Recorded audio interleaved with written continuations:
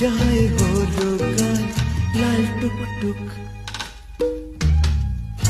বলছি পদ্মা ছাড়ো, বাপরে এত পারো, আসেনি ফাগুন তবু ফোটে কিংসুর। লজ্জাবতী লতা বলো না মনের কথা, তনু মনে শিহরা চোখে কৌতুক। ওড়ো